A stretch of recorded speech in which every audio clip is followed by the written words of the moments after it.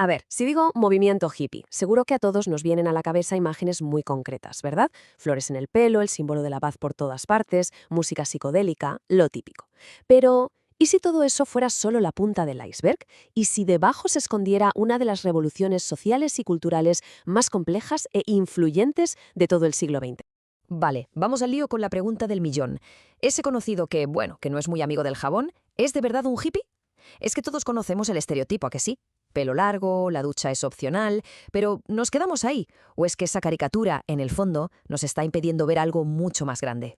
Pues no, la cosa es que ser hippie, en su esencia, no tenía nada que ver con la higiene. Era una rebelión, pero una rebelión en toda regla. Era formar parte de una contracultura. ¿Y qué es eso? Pues es un movimiento que mira a la sociedad que le rodea, a lo que se supone que está bien, y dice, un momento, no estamos de acuerdo con esto. Creemos que hay otra manera de hacer las cosas. Y lo desafiaban todo, ¿eh? La guerra, el consumismo, la religión de siempre, todo, absolutamente todo. Porque sí, claro, paz y amor era el eslogan, ¿no? Pero ojo, no era una frase bonita para una camiseta. Era, en realidad, un grito de guerra. Un grito contra un mundo que veían como, pues eso, rígido, materialista y violento. Así que para entender bien de dónde sale toda esta explosión de color, primero tenemos que echar un vistazo al mundo gris del que querían escapar. Y es que, claro, ¿de dónde sale todo esto? Porque una explosión como la de los 60 no aparece de la nada, ¿verdad? Fue, digamos, la culminación de un montón de tensiones que se habían ido acumulando durante años. Se juntó todo, fue como la tormenta perfecta. Pensemos, veníamos de los años 50, una época súper rígida, de posguerra, donde se esperaba que todo el mundo siguiera el mismo camino. Luego, a finales de los 50, aparecen los de la generación Beat, ¿sabes? Escritores como Kerouac, que ya empezaban a decir, oye, este conformismo no va conmigo. Y justo entonces, ¡pum!, estalla la guerra de Vietnam, un conflicto que para una generación entera de jóvenes no tenía ni pies ni cabeza. El ambiente estaba caldeadísimo, a punto de explotar. Pero claro, toda esa tensión era como un barril de pólvora. Hacía falta una chispa para que todo saltara por los aires. Y esa chispa, bueno, en realidad fueron dos. Dos catalizadores potentísimos, un lugar y una sustancia. Y es que estos dos elementos encajaron a la perfección. Por un lado, el lugar. Un barrio de San Francisco, Haight-Ashbury. Se convirtió en el epicentro de todo, como un laboratorio social al aire libre donde se podía experimentar con todo. Y por otro lado, la sustancia, el LSD. Y ojo, para ellos no era una droga de fiesta, ¿eh? Lo veían como una herramienta casi espiritual, una especie de llave para abrir la mente, para expandir la conciencia y conectar con algo más grande. Algo que la sociedad de la época, desde luego, no te iba a dar. Y durante un tiempo, que fue muy breve pero increíblemente intenso, de verdad pareció que esa nueva forma de ver el mundo podía cambiarlo todo. Fue el momento álgido del sueño hippie. Un momento en el que la utopía no parecía una fantasía, sino algo que casi se podía tocar.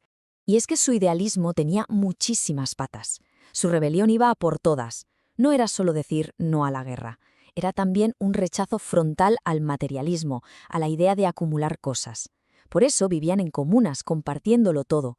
Buscaban respuestas en la espiritualidad oriental, en el budismo, en el hinduismo, lejos de la religión tradicional. Defendían una libertad individual a ultranza, sexual, de expresión. Y aquí viene algo fundamental, esa conexión con la naturaleza.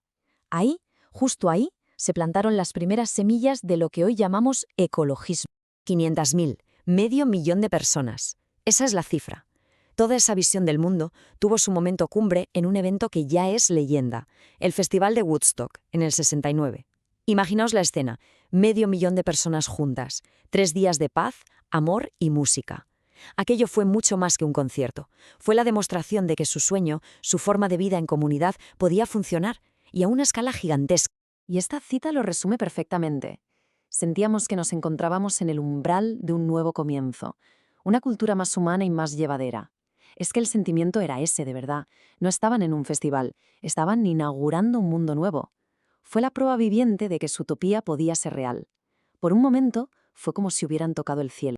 Pero ya se sabe cómo son estas cosas. Después de una subida tan increíble, tan vertiginosa, la caída suele ser igual de dura. Y lo fue. El sueño estaba a punto de torcerse y convertirse en una auténtica pesadilla. Y lo más fuerte es que todo pasó en 1969. El mismo año de Woodstock, el año de la celebración máxima, fue también el año en que toda esa inocencia saltó por los aires. La cruda realidad llamó a la puerta de la utopía y, bueno, la echó abajo a patadas. Y para entender este colapso no hay nada como comparar dos festivales. Por un lado, Woodstock, en agosto. Paz, cooperación, buen rollo. Por otro, solo 4 meses después, en diciembre, el Festival de Altamont. El contraste es brutal.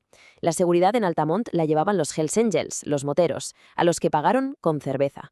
Como era de esperar, el ambiente se volvió tenso, caótico, violento y acabó con un asistente muerto a puñaladas en mitad del concierto. El fin de la inocencia, en directo.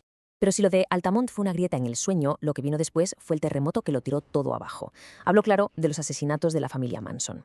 Porque Charles Manson se había vendido como una especie de gurú hippie, se había mimetizado con el movimiento y con sus crímenes consiguió algo terrible, que en la mente de muchísima gente la palabra hippie quedará asociada para siempre a la violencia más brutal y sin sentido. Así que el declive fue por muchas razones a la vez. El propio sistema, el capitalismo, fue muy listo. Cogió la estética hippie, las flores, los pantalones de campana, y la convirtió en moda. La vació de todo su significado y la puso a la venta. Luego las drogas, la heroína, las anfetaminas, empezaron a sustituir al LSD y con ellas llegó un mundo mucho más oscuro. A eso súmale la violencia de Altamont y Manson y la represión del gobierno, con Nixon declarando la guerra contra las drogas. Y para rematar, se acabó su gran causa, terminó la mili y la guerra de Vietnam, que era el motor que unía a casi todos. El movimiento se quedó sin combustible. Porque sí, el movimiento como tal se disolvió. Desapareció, pero ¿murió del todo o simplemente se transformó?